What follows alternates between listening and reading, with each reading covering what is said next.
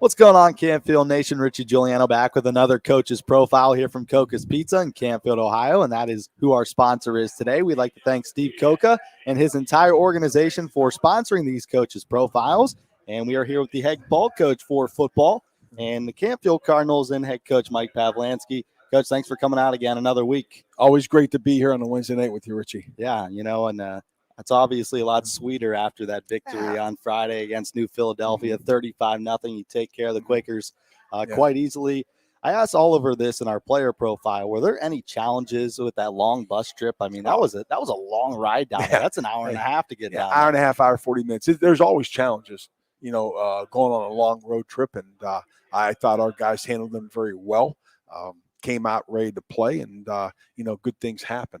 There's a lot of things as a coach you concern yourself with a long trip, and none of those concerns came true Friday night, which we were excited about. Now I want to talk about your defense. Right from the jump, they made some big plays. I believe it was 5 or 6 3-and-outs the entire ball game. Touch on your defense and what you saw from them. I thought our defensive coaches, number one, had a great game plan because they had some dangerous weapons. And secondly, our players executed and really bought into what we asked them to do. And the checks that linebackers Toby Smith and Michael Crawford were making out there, our secondary with Drew Carosi and Brock Lowry making checks. And then, the one thing that I thought really took them out of a passing game is they had a receiver that they threw to 56% of the time. And our guys went out and jammed them a little bit off the line and kind of caused them some problems. And, that leads to 3-and-outs. And, thank goodness our offense was able to turn around and score some points. Yeah, your offense did indeed score some points there, especially in the second half. And I think that was due to the large percentage of field percentage you guys had. I mean, you started inside the 50 of New Philly, I think, 5 out of your 8 or 9 drives. Right, absolutely. And, I think that's all 3 phases, Richie. It's the defense playing extremely well. Special teams punt return, causing some bad punts. We almost blocked a couple. We came very close, and that gave our offense a short porch. Yeah. And our offense didn't turn it over, and we're able to drive and score some points there in the second quarter, especially, and going to halftime with a pretty comfortable 21-0 lead. Now that was a big team win for your football team. There wasn't one individual who carried the load on Friday night. Right. How nice is it to see that complete game from a team perspective? It was very nice. There's no doubt. And, we thought we took a big jump from week 3 to week 4. And we're excited about the progress of our guys and, where we're headed into this week, facing a really, really talented Cheney team.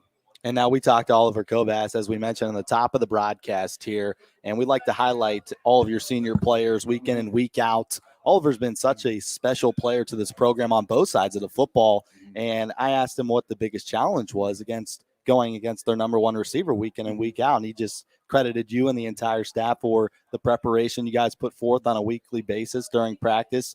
What have really impressed you about Oliver this season? His willingness to take on a challenge, whether it be offensively playing 2 ways as our number one receiver or defensive back, as you said, covering the opponent's number one receiver and not backing down from that challenge. And, Oliver's a 3-year letter winner for us and a tremendous example of what we want in a Canfield football player. And, he studies film. There's a lot more than just showing up at practice, from studying the film to taking care of your body to lifting weights to being a multiple sport kid.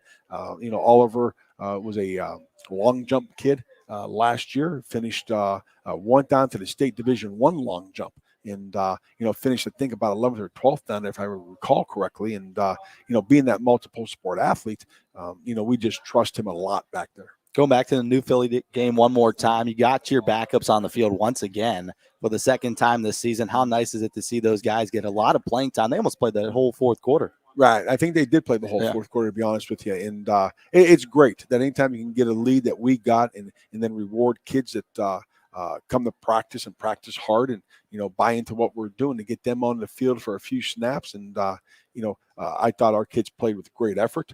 Certainly New Philadelphia ran the ball a little bit, but our guys didn't back down, caused a fumble. And, senior Connor Julian recovered it and kept them out of the end zone and kept that shutout intact. Now let's look ahead. You guys play the Cheney Cowboys this Friday at home. This is a team that gave you a little bit of trouble last season. And, obviously they lose their starting quarterback, which is very unfortunate, but they still got some skill players on the defensive line, 2 great defensive ends. What are you looking forward to in this game against Cheney? And, what can the fans really expect from the Cowboys? It's going to be a heck of a game at Bob Dove Field. Richie, these guys are talented. They're well coached. Chris Emil and his staff do a tremendous job. And, they are very, very good. Offensively, a wideout can run by you and catch a pass for a touchdown. The backs can run by you. The quarterback is a freshman. He's really talented. Their speed and athleticism is a major concern for us. And then, conversely, you turn around, you look at their defensive line, and, Clive Wilson's going to Boston College, and, J.R. Tellington, 6'1", 245. And, the only reason he's not going to a big Power 5 school right now is he's 6'1". Yeah. He is a football player to the core. And, 2 guys inside, number 21 and number 58, plug holes and allow their linebackers to run. And, we have a tremendous challenge in front of us and have got to be ready to play mentally and physically Friday night. Now, before we let you go, what are your keys to the game on Friday against Cheney? I think the first key is handle their speed, both offensively and defensively. If we can't handle speed and we don't stop the big play on offense and we allow their speed to dictate what we can do from an offensive standpoint, we're going to be in a world of trouble. That's the biggest key. The second thing then is obviously keep their offense on the sideline.